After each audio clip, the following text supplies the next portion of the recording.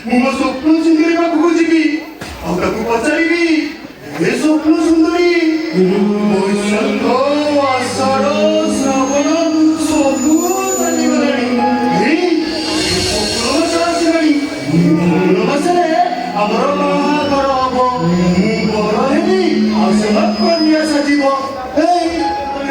ଆଟା କରି ପଚାରିଛ ତମେ ମୋ କନ୍ୟା ହବ ନା এই সম্পর্ক তবে তোমার কত কথা মনে পড়া সম্পর্ক মনে পড়াও তাহলে জীবনটা পানির মিশ্রিত সম্পর্ক এই সম্পর্ক আমি তোমার সব কথা মনে পড়া সম্পর্ক তোমার সব কথা মনে পড়াও ମୋର ସବୁ ମନେ ଅଛି ସବୁ ମନେ ଅଛି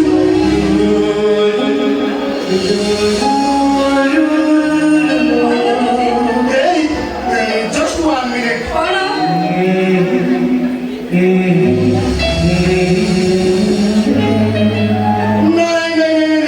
ମୋର କାଇଁ କିଛି ମନେ ପଡୁନି କିଛି ମନେ ପଡୁନି ମୋର ତମେ ଜାଣିଛ ଫଗୁଣ ମାସରେ ଡହ ଡହ ଖରା ମାରୁଛି ଆଉ ସେ ଖରାରେ ମୋ ସ୍ୱପ୍ନ ସୁନ୍ଦରୀଟା ସିଝି ଯାଉଛି ତମେ ମତେ କହିଲ ମୋ ସ୍ୱପ୍ନ ସୁନ୍ଦରୀ ଫେରିବ ନା ଯଦି ତାର ଫେରିବାରେ ଲେଟ୍ ହେଇଯାଏ ତାହେଲେ ଫଗୁଣ ମାସ ସରିଯିବ ଆଉ ଫଗୁଣ ଆସିବନି କି ଆଉ ଏ ଫଗୁଣରେ ବାଜା ବାଜିବନି ତମେ ଯଦି ମୋ କଥା ମାନିବ ତାହେଲେ ତମ ସ୍ୱପ୍ନ ସୁନ୍ଦରୀ ତମ ପାଖକୁ ନିଶ୍ଚୟ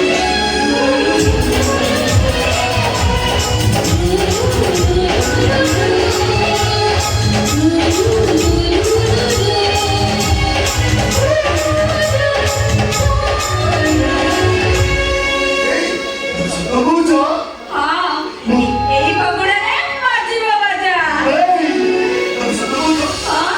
ବାଜା ବାଜିବ ଆଉ ମୋ ସ୍ୱପ୍ନ ସୁନ୍ଦରୀ ଫେରି ଆସିବ ତମ ସ୍ୱପ୍ନ ସୁନ୍ଦରୀ ତମରି ପାଖକୁ ଫେରି ଆସିବ ତମେ ଯାହା କହିବ ମୁଁ ତମକୁ ସବୁ ଶୁଣିବି ଆରେ କୁହ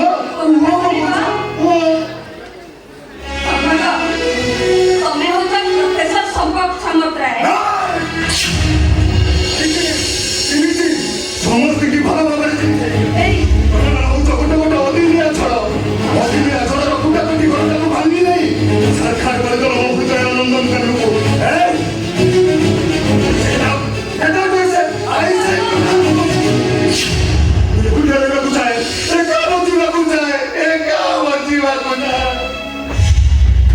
ସମ୍ପର୍କ ତମେ କଣ ତମ ପିତାକୁ ଚାହଁନି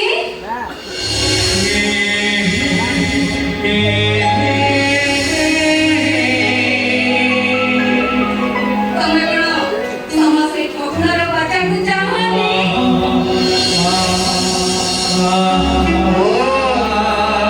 ମୁଁ ଏବେ ବି ମୋ ଫଗୁଣକୁ ଅପେକ୍ଷା କରିଛି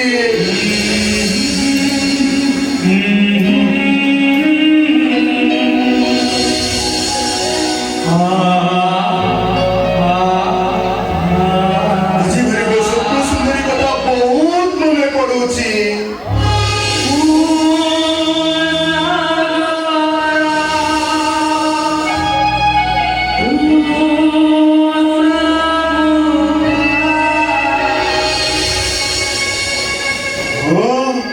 ଆମର ପରା କଥା ଦିଆ ସରିଛି ଏଇ ଫଗୁଣରେ ତା ସହିତ ମୋର ବାହାଘର ହବ ମୁଁ ବର ହେବି ଆଉ ସେ କନ୍ୟା ହବ ଭାରି ମଜା ହବ ତମେ କହିଲ ତମ ଗୀତାକୁ ଦେଖିଛ ଆରେ କୁହ କହୁଛି ତମ ଗୀତାକୁ ଦେଖିଛ ଆରେ ବାବା ମୁଁ ବୋଲେ ତମ ପିତା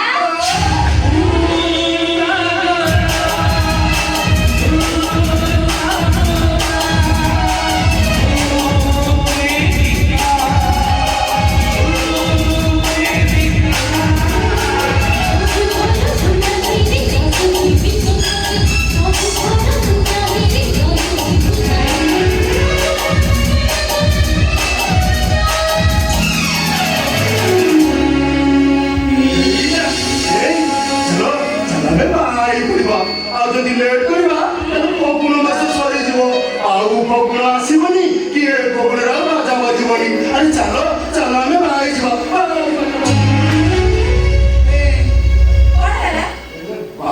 ଆମେ ରହିବା କୋଉଠି?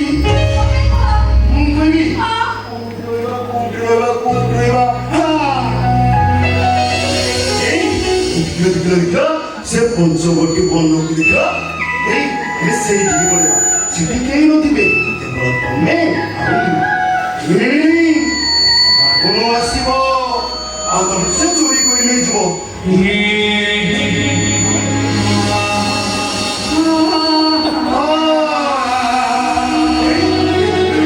ସେ ଜଙ୍ଗରାଇ ଦେଖିଲ ଆମେ ଗୋଟେ ଘରଟେ କରିବା ଆଉ ସେଠି ତମେ ଥିବ ଆଉ ମୁଁ ଥିବି ଆଉ କେହି ନଥିବେ। ଆସ କହୁଛି ନା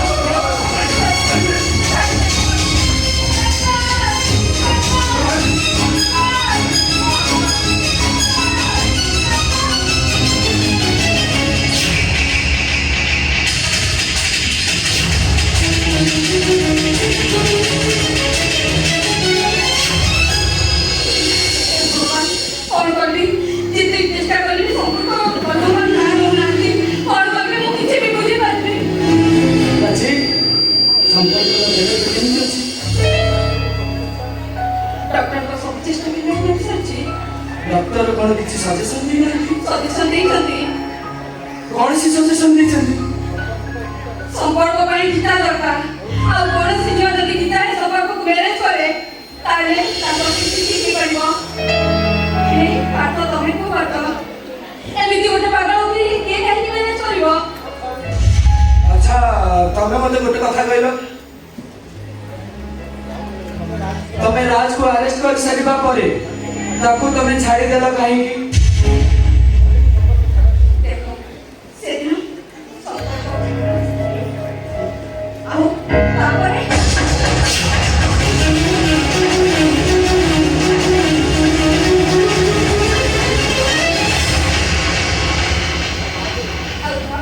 आओ तापरे भाई गीता सहित राज सहित बाहागर ठीक कर देली आ गीता रो सवारी उठिला बेलकु बापांकर कोके उठुथिला एमिति भाବରେ ମୋ ସହିତ एक्सीडेंट हो ବୋଲି ମୁଁ କେବେ ଭାବି ନଥିଲି।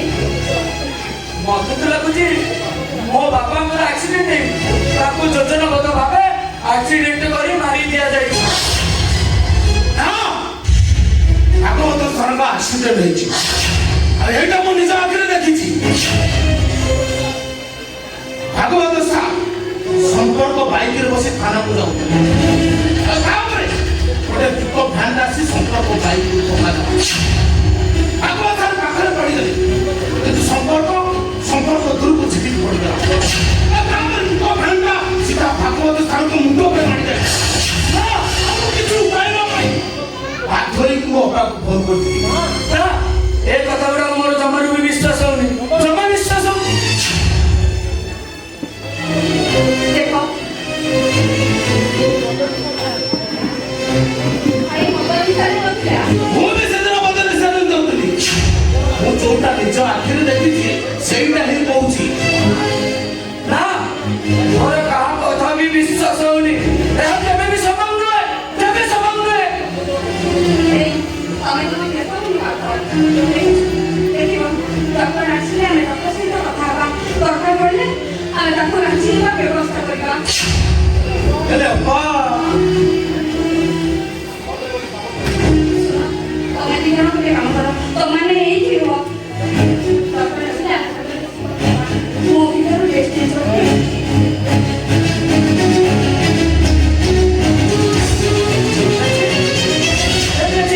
ना मोर कहानी कथा को भी विश्वास होनी ତମକୁ ଗୋଟେ କଥା କହିବି ପାର୍ଥ ଭାଇ कौन पुओ ମୋ ଅପା ଆଉ ତମେ ପରସ୍ପରକୁ ବହୁତ ଭଲ ପାଅ। ସାର୍ ସେଦିନ ତମମାନଙ୍କୁ କଥା ଦେଇଥିଲେ ଆଉ ଯେତେ ଶୀଘ୍ର ହବ ତମ ଦି ଜଣଙ୍କର ବାହାଘର ସାରିଦେଲେ ମୋ ଉପରେ ଗୋଟେ ଦାୟିତ୍ୱ ସରିଯିବ। ରାତି କେତେବେଳେ ମୋ ଅପା କଥା ମୁଁ ଚିନ୍ତା କରୁଛି ନା ମୋ ଭାଇ କହିବାକୁ ଶକ୍ତ ଆଘାତ ଲାଗୁଛି। ଚାହୁଁଛ ତମେ ଏପରି ଭାବେ ମୋ ଅପାକୁ ଠକିଦେବ ଏ କଥା ଜମାରୁ ବିଶ୍ୱାସ କରିବନି। ଆରେ ଦୁନିଆରେ ପ୍ରତ୍ୟେକ ପ୍ରେମିକ ଚାହାନ୍ତି ତା ପ୍ରେମିକ ସାରା ଜୀବନ ଖୁସିରେ ରହୁ। ଆରେ ତମେ ଚାହ ତମ ପ୍ରେମିକ ସାରା ଜୀବନ କାନ୍ଦୁ। ନାଇଁ ନାଇଁ ହଜୁର, ତମେ ଥରେ ଚିନ୍ତା କର ପାଠ ଭାଇ, ତମେ ଜଣେ ହାର୍ଟ ପେସେଣ୍ଟ। ପ୍ରତିଟି ମୁହୂର୍ତ୍ତରେ ତମେ ମେଡିସିନ ଉପରେ ବଞ୍ଚୁଛ। ଆଉ କୋଉ ମୁହୂର୍ତ୍ତରେ ତମେ ମରିଯିବ ଏ କଥା ଏବେ ତମେ ନିଜେ ଜାଣିନ। ନାଇଁ ପ୍ରତିଟି ମୁହୂର୍ତ୍ତରେ ତମେ ବଞ୍ଚିବା ପାଇଁ ମରଣ ସହ ସଂଗ୍ରାମ କରୁଛ। ମୁଁ କଣ ମିଛ କହିଲି? ଯୋଉଟା ନିରାଟ ସତ କଥା ମୁଁ ସେଇଟା ହିଁ କହିଲି। ଆରେ ଆଜି ଯଦି ତମର କିଛି ହେଇଯାଏ ତାହେଲେ ମୋ ଭଉଣୀଟା ସାଂଘାତିକ ଭାବେ ଡକେଇଯିବ। ୟା ପୂର୍ବରୁ ସେ ବିଧବା ହେଇଯିବ, ଜୀବନ ସାରା ଖାଲି କାନ୍ଦିବ। ନାଇଁ ହଜୁର, ନାଇଁ। ତମେ ସବୁ ଏସବୁ କଣ କହି ଯାଉଛ? ଏ କହୁଛି ଯେ ତା ଜୀବନ ପରିସ୍ଥିତିରୁ ଦୂରକୁ ଚାଲି ଯାଅ ତମେ। ବହୁ ଦୂରକୁ ଚାଲି ଯାଅ। ହଜୁର, ଆଜିକି ମୋ ଜୀବନ ଠାରୁ ଭୁଲିଯିବା, ଦୂରକୁ ପଳେଇଯିବା ମୋ ପାଖରେ କେବେ ବି ସମ୍ଭବ ନୁହେଁ, କେବେ ବି ସମ୍ଭବ ନୁହେଁ। ହେ ହଜୁର, ତାହେଲେ ମୁଁ କହିବି ତମେ କେବେ ହେଲେ ମୋ ଅପାକୁ ଭଲ ପାଉନି। ହଜୁର, ନିଜ ସ୍ୱାର୍ଥ ପାଇଁ ତମେ ତାକୁ ମରା ଶୁଣେଇ ଦେଇଛ। ତା ଆଖିର ପ୍ରେମର ଅଙ୍ଗ ବୁଲେଇବା ଦେଖି। ବନ୍ଦ କର ହଜୁର, ବନ୍ଦ କର, ଏସବୁ ବନ୍ଦ କର। ମୋ ଭଲ ପାଇବାରେ ଛଳନା ନାହିଁ କି ପ୍ରତାରଣା ନାହିଁ। କୁହନ୍ତୁ। ତାହେଲେ କୁହ ପ୍ରତି ମାସରେ ମେଡିସିନ ଖାଇବା ପାଇଁ ମୋ ପାଖରୁ ଟଙ୍କା ନେଉଛୁ କଣ ପାଇଁ? ତା ପାଇଁ ତମେ ଗଛ ବାଣ୍ଟି ଯାଇଛ। ଆଉ କେତେ ଦିନ ନିଜ ବଞ୍ଚିବା ପାଇଁ ତାକୁ ଏମିତି ବ୍ଲାକମେଲ କରି ଚାଲିଥିବ। ଓ ଅପ୍ରିୟ ସତ କଥାଟା ବହୁତ କଷ୍ଟ ଦିଏ ପାର୍ଥ ଭାଇ। ଆରେ ନିଜ ଜୀବନ ପାଇଁ ମୋ ଅପାର ଭବିଷ୍ୟତଟାକୁ ନଷ୍ଟ କରିଦେବା। ତମର ମାସକୁ ମେଡିସିନ ଖର୍ଚ୍ଚ ଯାହା ଲାଗିବ ମୁଁ ଦେବି। ସମ୍ପର୍କ ଜଣେ ପ୍ରବେଶ। ଆଉ ଡକ୍ଟର କହୁଛନ୍ତି ସମ୍ପର୍କ ସହିତ ଗୋଟେ ଝିଅର ବାହାଘର କରିଦେଲେ ହୁଏତ ସିଏ ଭଲ ହେଇଯିବ। ଅପା ଯଦି ସମ୍ପର୍କ ବାହା ହୁଏ ତାହେଲେ ଦିଟା ଜୀବନ ବଞ୍ଚିଯିବ। ମୋ ଅପାକୁ ସମ୍ପର୍କ ଜୀବନ ପାଇଁ ତମେ ଏତିକି ତ୍ୟାଗ କରିପାରିବନି। ମୋ ପାଠ ଭାଇ କୁହ, ମୋ ଅପାକୁ ସମ୍ପର୍କ ଜୀବନ ପାଇଁ ତମେ ଏତିକି ତ୍ୟାଗ କରିପାରିବନି। ମୋ ପାଠ ଭାଇ କୁହ। ଠିକ ଅଛି, ମୁଁ ଏବେ ଆସୁଛି, ଏବେ ଆସୁଛି।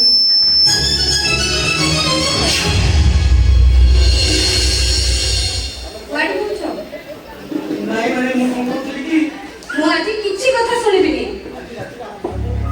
ଆଜି ରାତିଟା ଆମେ ସାଙ୍ଗ ହୋଇ ଏଇଠି ରହିବା। ଠିକ ରାତି 12ଟାରେ ଡକ୍ଟର ଚେକଅପ୍ ପାଇଁ ଆସିବେ। ଆମେ ସମସ୍ତେ ମିଶି ଡକ୍ଟର ସହିତ କଥା ହେବା। ଆଉ ଯଦି ଡକ୍ଟର କହିବେ ଆମେ ତାଙ୍କୁ ଆଜି ଘରକୁ ନେଇଯିବା।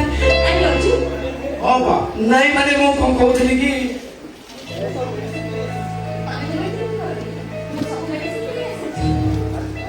ଆଜି ଅଛୁ ହଁ ବା ଶୁଣ, ଖରା କବାଟା ନେଲା ହେଇଛି। ତୁ ଟିକେ ଶୀଘ୍ର ଗଲେ ଘରକୁ। ଠିକ ଅଛି ଅପା, ମୁଁ ଏବେ ଆସୁଛି।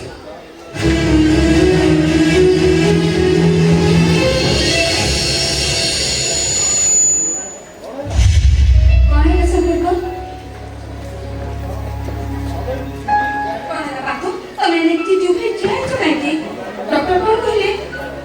ହଁ ଡକ୍ଟରଙ୍କ ପାଖକୁ ଯାଇଥିଲି। କଣ କହିଲେ ଡକ୍ଟର? ସେ ତମକୁ ଯାହା କହିଲେ ମତେ ବି ସେଇ କଥା କହିଲେ। এইটা কিন্তু অসম্ভব। ତମେ ଚାହିଁଲେ ସବୁ ସମ୍ଭବ ହେଇପାରିବ ପ୍ରାଚୀ। ମୁଁ କଣ କରିପାରିବି? ତମେ ସମ୍ପର୍କକୁ ବିବାହ କରିବ।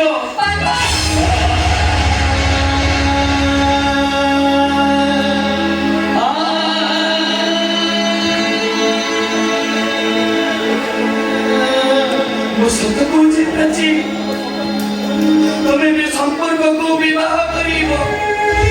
ସମ୍ପର୍କକୁ ବିବାହ କରିବ। এবার তো আমি এমনিতে সম্পর্ক পাগল হয়ে গেছ। ମୁଁ ସମ୍ପର୍କକୁ ମ୍ୟାରେଜ୍ କରିବି।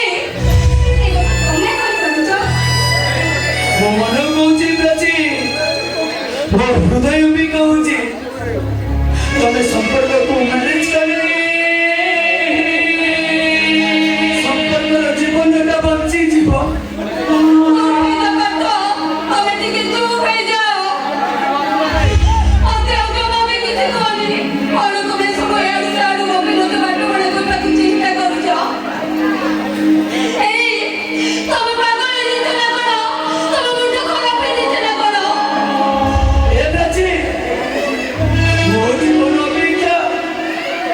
संपर्क जीवन तुम बहुत मूल्यवान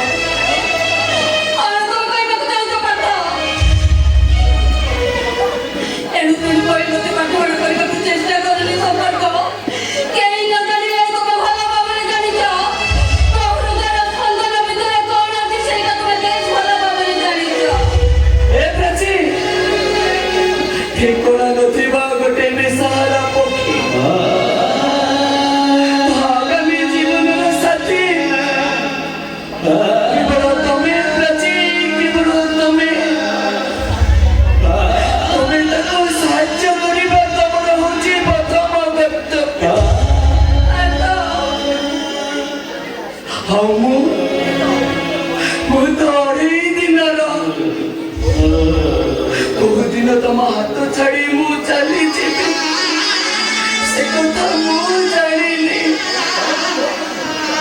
तुम्हें मोठारू दूरे जाओ प्याजे तुम्हें मोठारू दूरे जाओ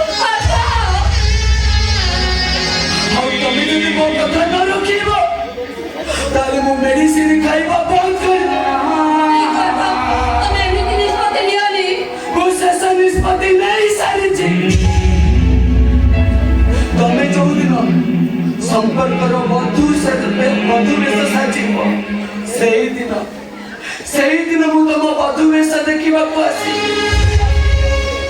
शंका सिंह पिंधि सारा तुम मधु वेश देखे